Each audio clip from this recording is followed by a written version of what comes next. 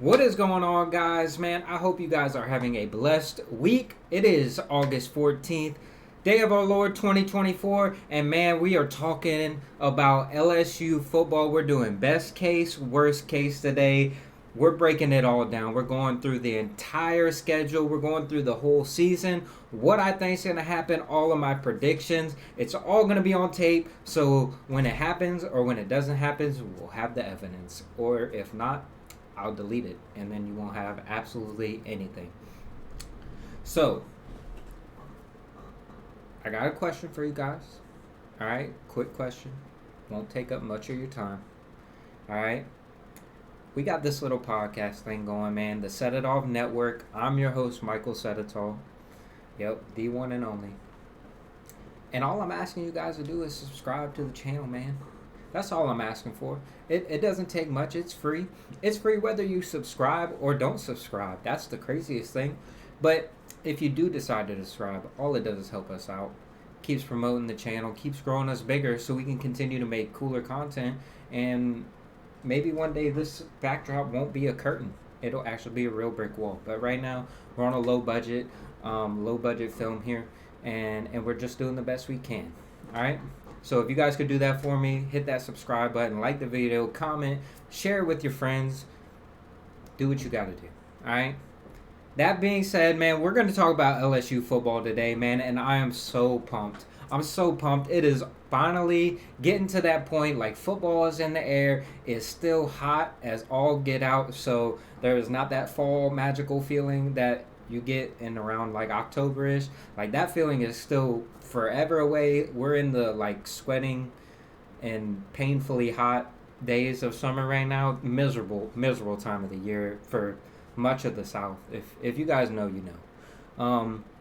But yeah, man, it's training camp. We're hearing reports. We're getting excited. We're talking about games. It is talking season because Lord knows everybody's talking. I'm literally talking right now. And it's just finally all going to come to the end. And when they kick that thing off on September 1st against USC in Vegas, everything in the world will be right. Well, even before then, because we'll have football on TV. Like, everything in the world will be right. But we're only talking about LSU right here, right now. Obviously, if you guys have been living under a rock, you might not know Texas and Oklahoma have joined the SEC now. So everybody's schedule kind of got rearranged and flip-flopped. LSU's schedule looks completely different than maybe what you've seen in the past. You're probably going to go through the schedule at some point this year and you'll be like, where the heck is Auburn? Like teams like that are just not on the schedule anymore. I don't think they play Mississippi State, teams like that. So, yeah, you don't have Mississippi State. You don't have Auburn. Typical SEC West teams. Well, there is no more SEC West. Kind of giving you a layout of the land here before we get into things. The SEC, there's no more divisions with Texas, Oklahoma. The conference championship is going to be decided the right way, the way it should have always been, and that is the two best teams with the best record will play for the SEC championship in Atlanta. So that's kind of how all that's worked. Every SEC team, I believe, schedules either Oklahoma or Texas. I don't know if teams schedule them both. I'm not even sure how all that works. But I know every SEC team either plays Oklahoma or Texas in the regular season. So if you're watching this and you're a fan of another team, you have that to look forward to. Texas and Oklahoma are going to be one of those two teams will be on your schedule, whether it's there or at that place. So when we go through this schedule, there's going to be some weird changes. It's going to look a lot different than it has in years past. The SEC still is playing 8 conference games, which is a joke, but that's a topic for another day. Another day long down the road.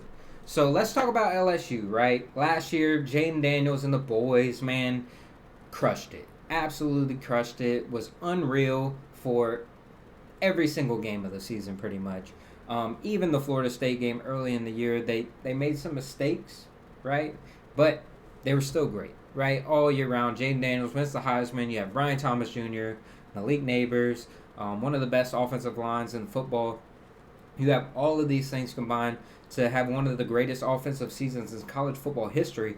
Something that we never thought we would see again after 2019, and Joe Burrow and Jamar Chase, Justin Jefferson, Terrence Marshall, all the fellas, you know the names.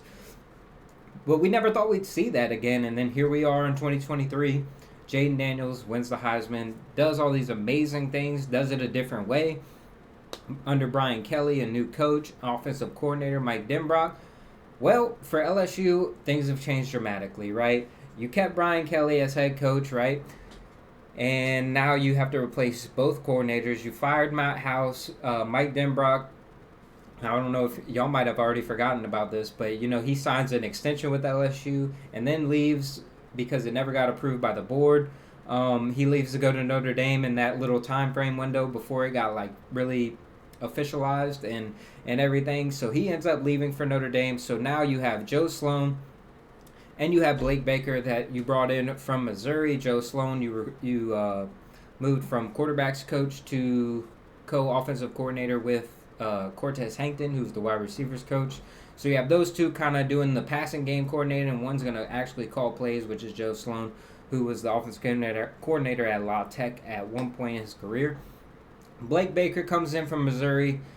Tremendous defenses at Missouri. A guy who coached at LSU before as the linebackers coach, coached at Miami as a defensive coordinator. A guy who has a great reputation and is a great younger head coach at that.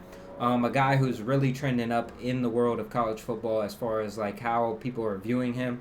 An absolutely outstanding hire from LSU. But there's also going to be new faces all across the defensive side of the coaching staff. You were able to retain all of your offensive staff other than Mike Denbrock. But you brought back Corey Raymond to coach the DBs. You have Kevin Peoples, who coaches the defensive ends. And you have Bo Davis, who coaches the D-line.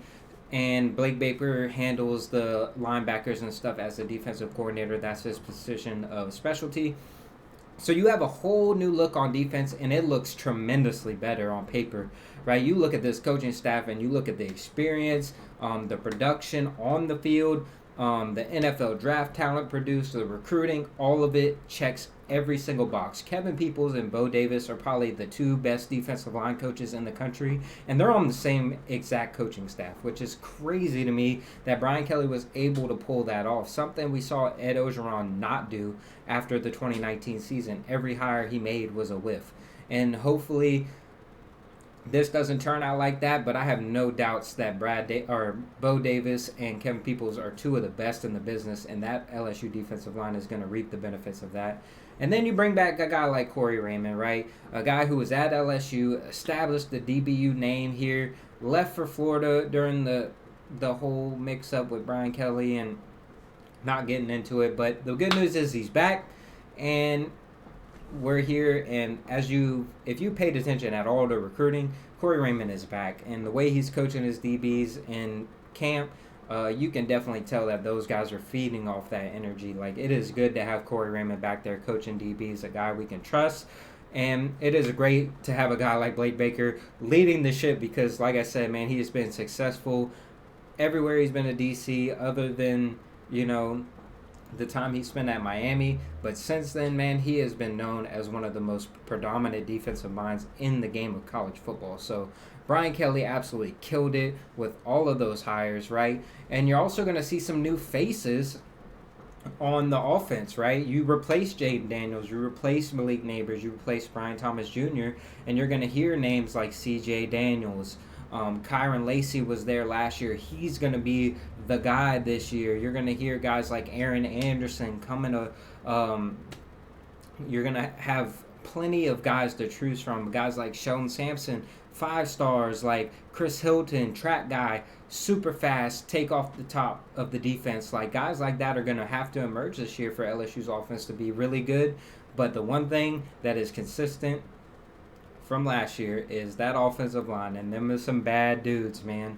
That's some bad dudes returning 4 out of the 5 starters. Your only starter you're replacing is the center, and that is held by DJ Chester, who was a freshman last year but stepped in and played meaningful game minutes and played extremely well. So I don't expect too much of a drop-off, especially with Brad Davis leading the charge there, man. Brad Davis, one of the best position coaches in the country.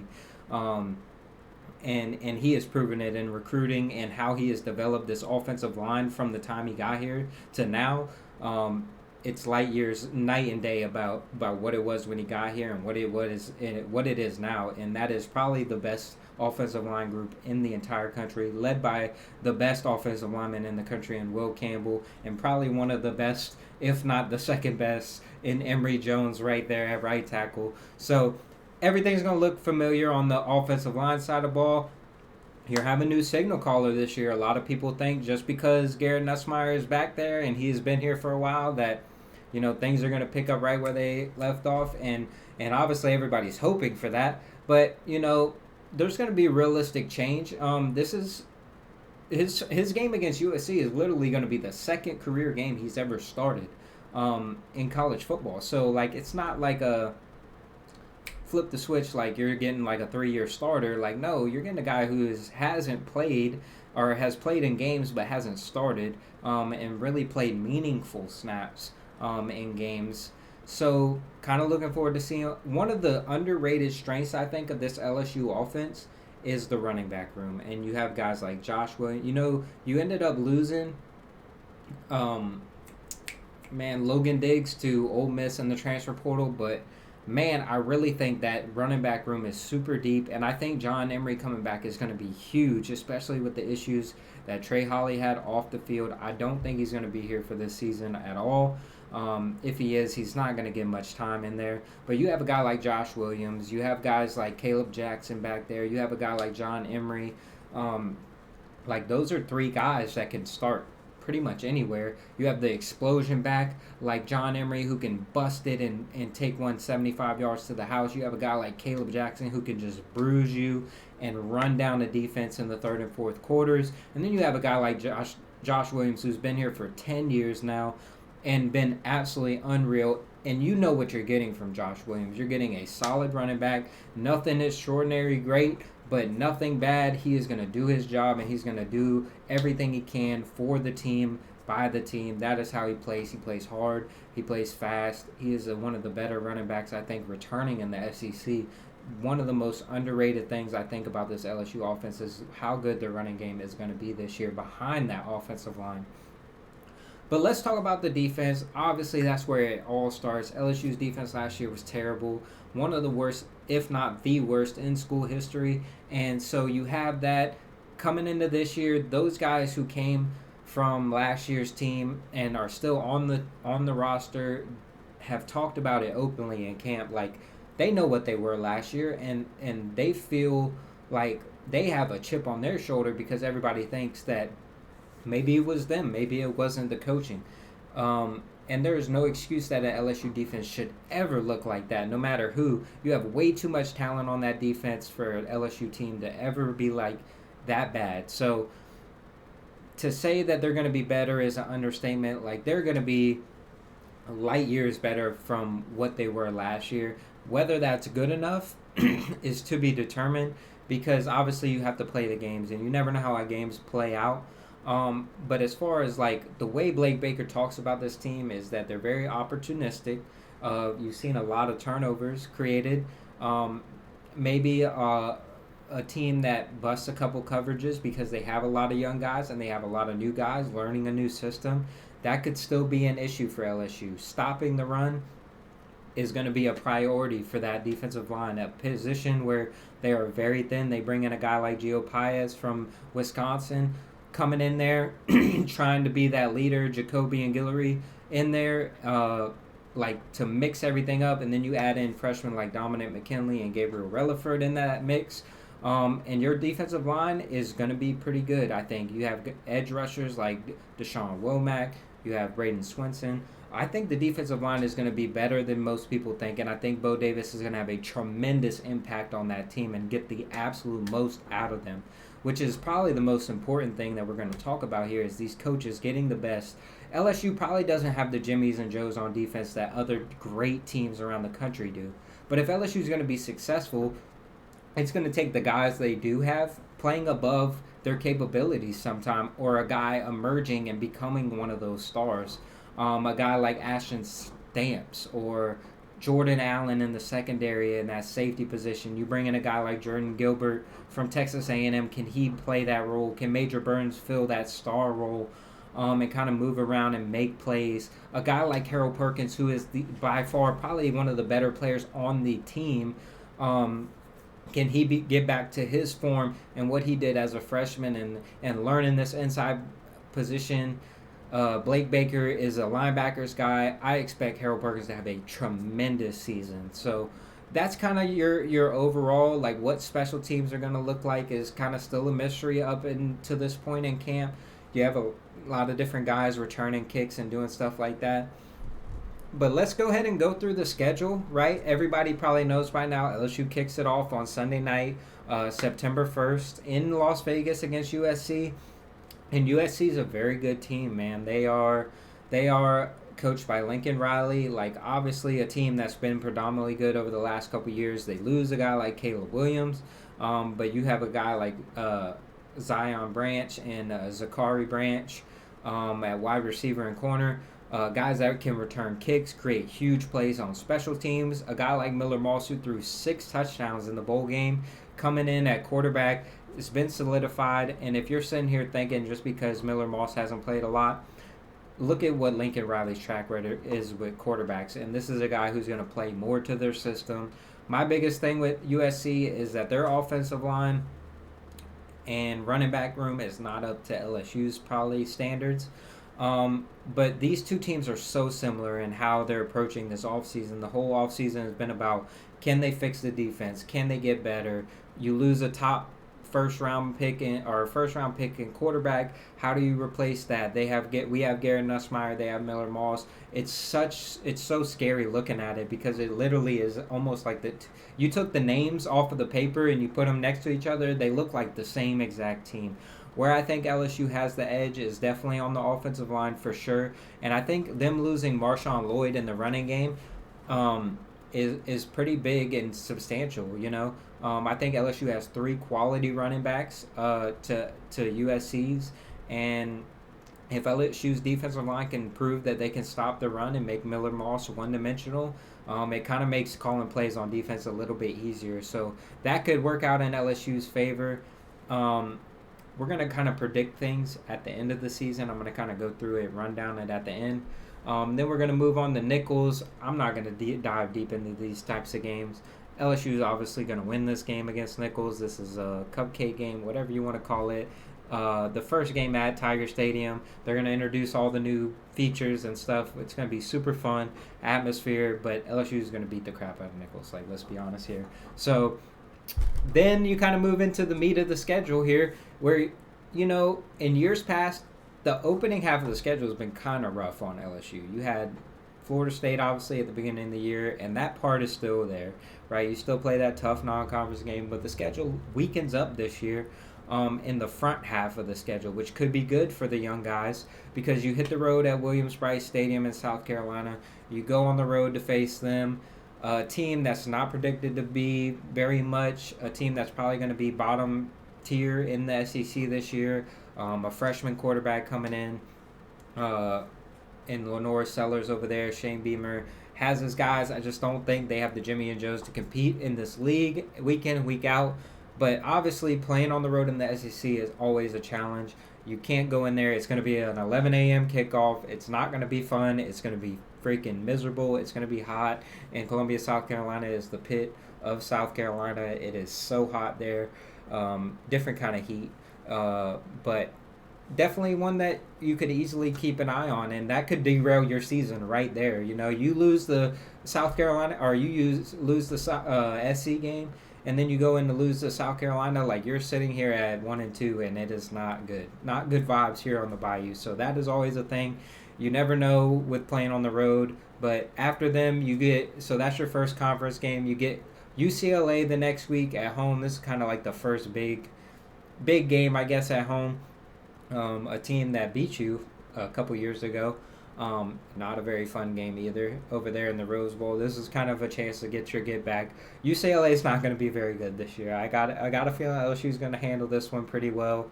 And then you move on to South Alabama, your final tune-up before the real schedule starts. You get your bye week there the first weekend of October, and then it begins, man. The gauntlet that we call the SEC finally begins. You get Ole Miss October 12th. That weekend, I don't know if you guys have been seeing it on social media, but that weekend is going to be jam-packed of tremendous college football games.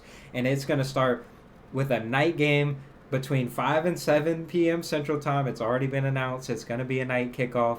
LSU and Ole Miss. Ole Miss probably one of the favorites in the SEC this year. LSU, what are they going to be at this point in the season? Could they be 5-0? Could they be 3-2? Like, who knows? Yeah, right. There's so many unknowns with LSU at this point. But if this team is 5-0 going into this Ole Miss game, I expect Ole Miss to be 5-0 or 4-1 at the time, a top 10 ranked team. LSU will be a top ranked team. This could be a game day situation on October 12th, even with the slate of games that are that weekend. I believe Ohio State and Oregon play this weekend, but that's going to be a tremendous game. And then you got a trap game. I feel like these next two games are going to be the ones that determine LSU's season. If LSU can breeze through these games and take care of business, they're going to have a very successful year, because you go on the road at Arkansas and then you go on the road at Texas A&M. Both of those games, Arkansas game is going to be at night. The Texas A&M game is going to be a late afternoon or a night game. So you have to go back-to-back games on the road, which is not easy. Like we said, playing on the road in the SEC is not fun. Yes, Arkansas is going to suck, but it's still Arkansas. They still care about beating you. They care about that stupid behind Golden Boot thing. And then Texas A&M, who knows what they're going to be, right? You have Mike Elko in year one. Like, the team has the talent to be great. Is he going to get the most out of it? Are they going to have good quarterback play out of Connor Wigman? Like, what does that A&M team look like October 26th? That is an unknown, right? And then you get your second bye week, which is new this year, where you get 2 bye weeks. And then you have the game against Alabama, which we all know is the biggest game on LSU's schedule every single year. It's not even close, and it's not going to be any different. What does the Kalen DeBoer era look like for Alabama? What does this year look like for LSU? What does he turn Jalen Milroe into? Does the wide receiving core for Alabama look better? Does the DBs for Alabama look better? All of these are going to get answered by this point, and we're going to kind of know what these two teams are.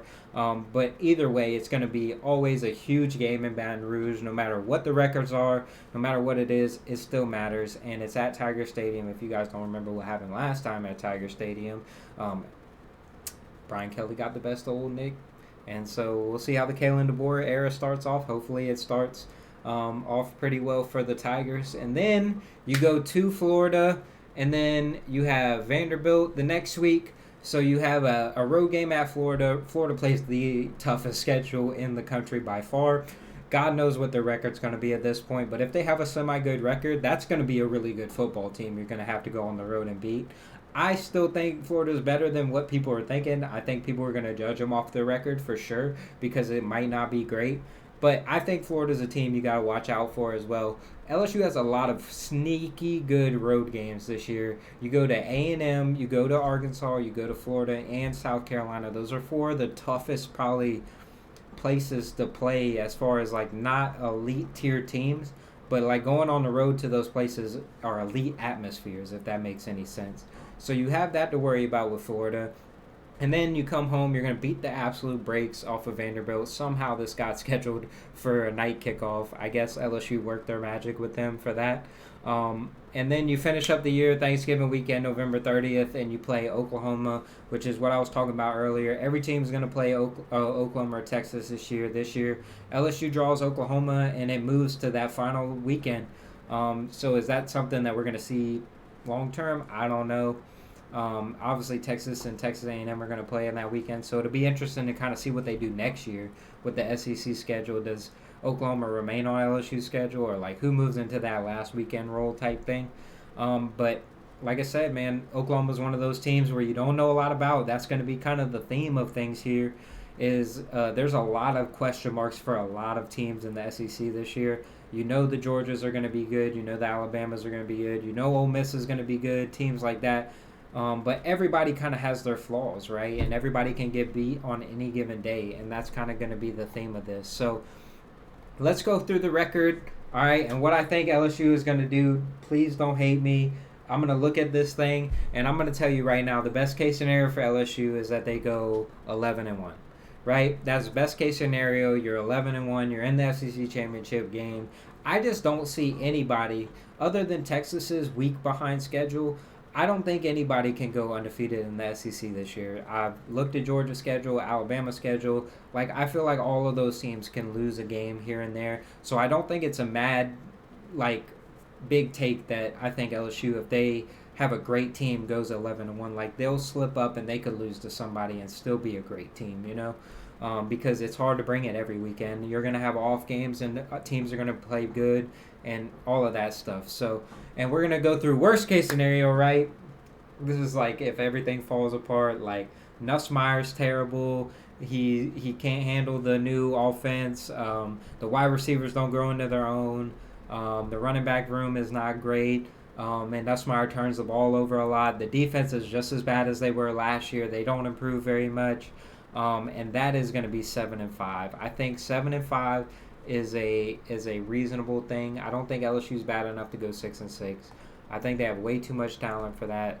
But 7-5 is a possibility. If things go awry, you lose the opening game to USC. Maybe you trip up in South Carolina or Arkansas or Florida or one of those places. You could easily see the schedule kind of eating you up here in November and October. What I think is going to happen, I think LSU is going to go 10-2.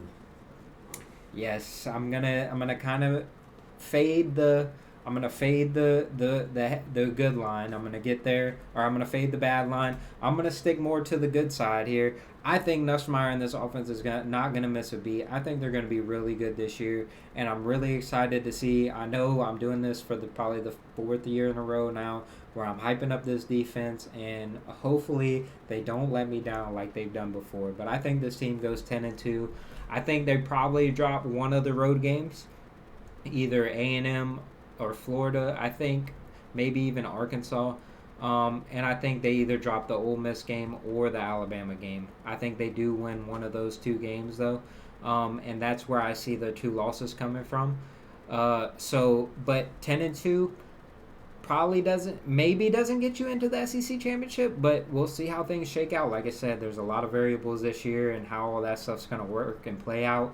But 10-2 is most definitely good enough to get you into the 12-team playoff this year, I believe, as a SEC team.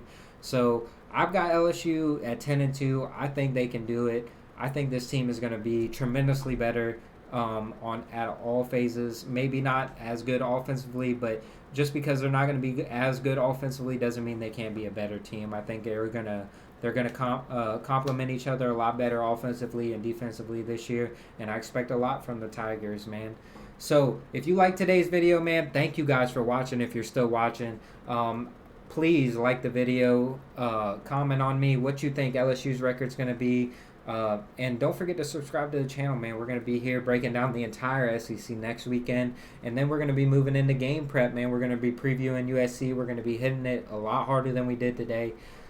So if you like it, man, check it out. Go check us out on all the other social medias. I hope you have a blessed rest of your week, and we will see you next time.